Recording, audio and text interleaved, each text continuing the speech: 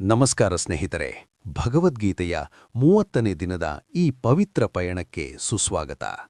ನಾವು ಇಂದು ಧ್ಯಾನಯೋಗದ ಅತ್ಯಂತ ಪ್ರಮುಖ ಹಂತದಲ್ಲಿದ್ದೇವೆ. ನಮಗೆಲ್ಲರಿಗೂ ಗೊತ್ತು, ಧ್ಯಾನ ಮಾಡುವುದು ಒಳ್ಳೆಯದು ಎಂದು. ಆದರೆ ಅದನ್ನು ಮಾಡುವುದು ಹೇಗೆ? ಎಲ್ಲಿ ಕುಳಿತುಕೊಳ್ಳಬೇಕು? ಮನಸ್ಸನ್ನು ಎಲ್ಲಿ ಕೇಂದ್ರೀಕರಿಸಬೇಕು? ಈ ಎಲ್ಲಾ ಪ್ರಶ್ನೆಗಳಿಗೆ ಶ್ರೀಕೃಷ್ಣನು ಇಂದಿನ ಶ್ಲೋಕಗಳಲ್ಲಿ ನೇರವಾದ ಮತ್ತು ವೈಜ್ಞಾನಿಕವಾದ ಉತ್ತರಗಳನ್ನು ನೀಡುತ್ತಿದ್ದಾನೆ. ನೀವು ಇಂದು ಕೇವಲ ಭಗವದ್ಗೀತೆಯನ್ನು ಕೇಳುತ್ತಿಲ್ಲ, ಬದಲಾಗಿ ಮನಸ್ಸಿನ ಶಾಂತಿಯ ಮಾಸ್ಟರ್ ಕ್ಲಾಸ್ ಪಡೆಯುತ್ತಿದ್ದೀರಿ. ಶುಚೌ ದೇಶೇ ಪ್ರತಿಷ್ಠಾಪ್ಯ ಸ್ಥಿರಮಾಸನಮಾತ್ಮನಃ ನಾತ್ಯುಚ್ಛ್ರಿತಂ ನಾತಿನೀಚಂ ಚೈಲಾಜಿನ ಕುಶೋತ್ತರಂ. ಧ್ಯಾನ ಮಾಡುವವನು ಪವಿತ್ರವಾದ ಜಾಗದಲ್ಲಿ, ಅತಿ ಎತ್ತರವೂ ಅಲ್ಲದ ಅತಿ ತಗ್ಗಲ್ಲದ ಜಾಗದಲ್ಲಿ ದರ್ಭೆ, ಮೃಗಚರ್ಮ ಮತ್ತು ವಸ್ತ್ರಗಳನ್ನು ಒಂದರ ಮೇಲೊಂದರಂತೆ ಹಾಸಿ ಸ್ಥಿರವಾಗಿ ಕುಳಿತುಕೊಳ್ಳಬೇಕು. ಅಲ್ಲಿ ಕುಳಿತು ಮನಸ್ಸನ್ನು ಏಕಾಗ್ರಗೊಳಿಸಿ ಇಂದ್ರಿಯಗಳನ್ನು ಹತೋಟಿಯಲ್ಲಿಟ್ಟು ಆತ್ಮಶುದ್ಧಿಗಾಗಿ ಯೋಗವನ್ನು ಅಭ್ಯಾಸ ಮಾಡಬೇಕು. ಕೃಷ್ಣನು ಇಲ್ಲಿ ಧ್ಯಾನಕ್ಕೆ ಬೇಕಾದ ವಾತಾವರಣವನ್ನು ವಿವರಿಸುತ್ತಿದ್ದಾನೆ. ಶುಚಿಯಾದ ಜಾಗವು ನಮ್ಮ ಮನಸ್ಸಿನ ಮೇಲೆ ಪ್ರಭಾವ ಬೀರುತ್ತದೆ. ಧ್ಯಾನ ಎಂದರೆ ಕೇವಲ ಕಣ್ಮುಚ್ಚಿ ಕುಳಿತುಕೊಳ್ಳುವುದಲ್ಲ, ಅದು ನಮ್ಮ ಅಂತರಂಗವನ್ನು ಶುದ್ಧೀಕರಿಸುವ ಪ್ರಕ್ರಿಯೆ.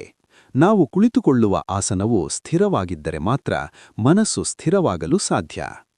ಸಮಂ ಕಾಯ ಶಿರೋಗ್ರೀವಂ ಧಾರಯನ್ನಚಲಂ ಸ್ಥಿರಃ ಸಂಪ್ರೇಕ್ಷ್ಯ ನಾಸಿಕಾಗ್ರಂ ಸ್ವಂ ದಿಶಶ್ಚಾನವಲೋಕಯನ್.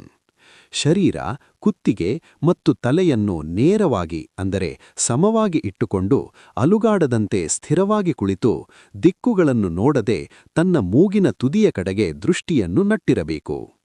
ಬಹಳಷ್ಟು ಜನರಿಗೆ ಧ್ಯಾನದ ಸಮಯದಲ್ಲಿ ನಿದ್ರೆ ಬರುತ್ತದೆ ಅಥವಾ ಯೋಚನೆಗಳು ಅಲೆದಾಡುತ್ತವೆ. ಅದಕ್ಕಾಗಿಯೇ ಕೃಷ್ಣನು ಶರೀರದ ಭಂಗಿ ಅಂದರೆ ಪೋಶ್ಚರ್ ಬಗ್ಗೆ ಹೇಳುತ್ತಿದ್ದಾನೆ. ಬೆನ್ನುಮೂಳೆ ನೇರವಾಗಿದ್ದಾಗ ಪ್ರಾಣಶಕ್ತಿಯು ಸುಲಭವಾಗಿ ಸಂಚರಿಸುತ್ತದೆ. ಮೂಗಿನ ತುದಿಯ ಮೇಲೆ ದೃಷ್ಟಿಯಿಡುವುದು ಎಂದರೆ ಹೊರಗಿನ ಆಕರ್ಷಣೆಗಳಿಂದ ಕಣ್ಣನ್ನು ಮುಕ್ತಗೊಳಿಸಿ ಒಳಗಿನ ಪ್ರಪಂಚಕ್ಕೆ ತೆರೆದುಕೊಳ್ಳುವುದು ಎಂದರ್ಥ.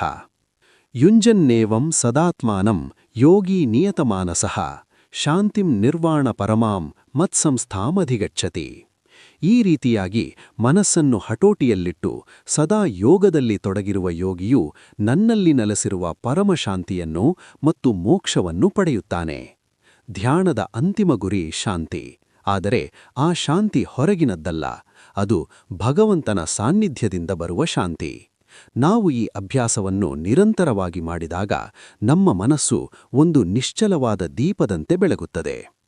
ಸ್ನೇಹಿತರೆ, ಧ್ಯಾನದ ಪ್ರಾಥಮಿಕ ಹಂತಗಳನ್ನು ನಾವಿಂದು ತಿಳಿದೆವು. ಆದರೆ ಧ್ಯಾನ ಮಾಡುವವನು ಎಷ್ಟು ಊಟ ಮಾಡಬೇಕು, ಎಷ್ಟು ನಿದ್ರೆ ಮಾಡಬೇಕು, ಆಹಾರ ಮತ್ತು ವಿಹಾರಗಳಿಗೂ ಧ್ಯಾನಕ್ಕೂ ಇರುವ ಸಂಬಂಧವೇನು? ಈ ಅತ್ಯಂತ ಕುತೂಹಲಕಾರಿ ಮತ್ತು ಜೀವನಕ್ಕೆ ಹತ್ತಿರವಾದ ವಿಷಯವನ್ನು ನಾವು ನಾಳಿನ 31ನೇ ಭಾಗದಲ್ಲಿ ತಿಳಿಯೋಣ. ಭಗವದ್ಗೀತೆಯ ಈ ಮಾರ್ಗದರ್ಶನ ನಿಮ್ಮ ಬದುಕಿನಲ್ಲಿ ಹೊಸ ಬೆಳಕು ತರಲಿ. ಧನ್ಯವಾದಗಳು.